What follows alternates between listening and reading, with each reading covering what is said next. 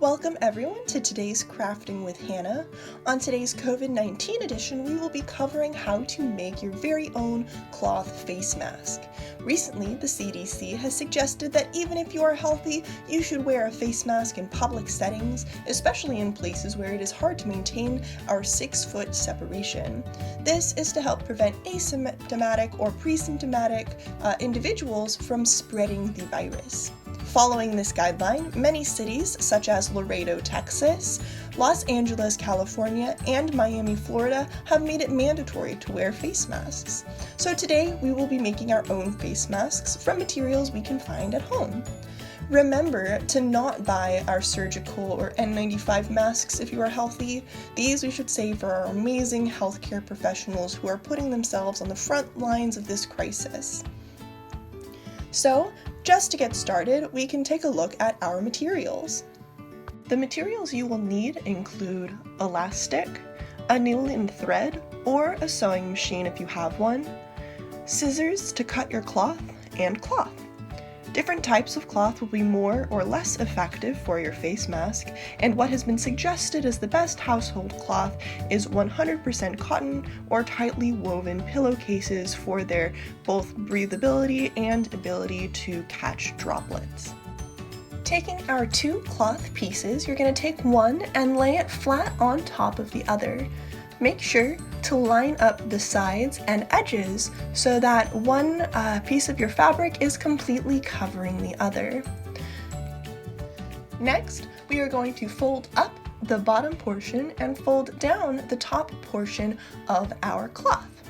You do not need to fold it that much. This is just to be the hem of your face mask. We will then sew along the edges to make sure that these flaps stay down. Here I put some pins in it because I will be using my sewing machine, but again, you can do this by hand or with a sewing machine if you have one at home. As you can see here, I've now shown the bottom and the top of our face mask, so that the hem is present on the inside of the face mask. Then what we are going to do is we are going to do a similar thing to the left and right hand sides of our face masks. When we are sewing these, we have to be careful to leave a little bit of room in between our thread and the edge of the mask. This is because later we will be threading our elastic bands through the holes. Now you see that I have sewn the left and right hand sides of my mask here. On the top corner, I did sew it a little bit close, but it is still large enough to thread my elastic through, so I do not have to redo it. Next, we can take our elastic and we are going to unthread some of this. We're going to roll out some.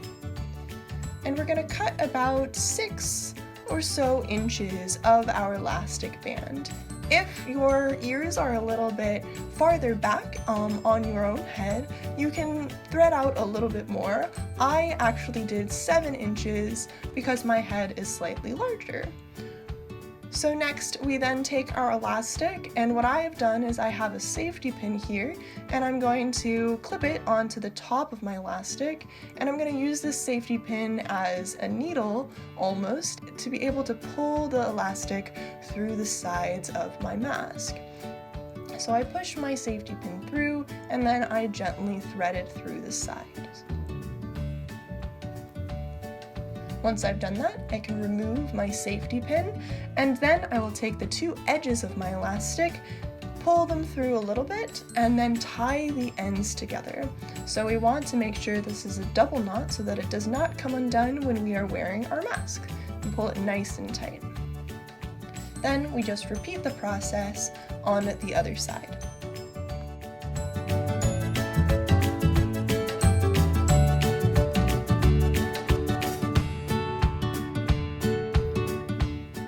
Finally, we will pull the elastic through the fabric so that the knot is hidden within our hem. And we do this on both sides.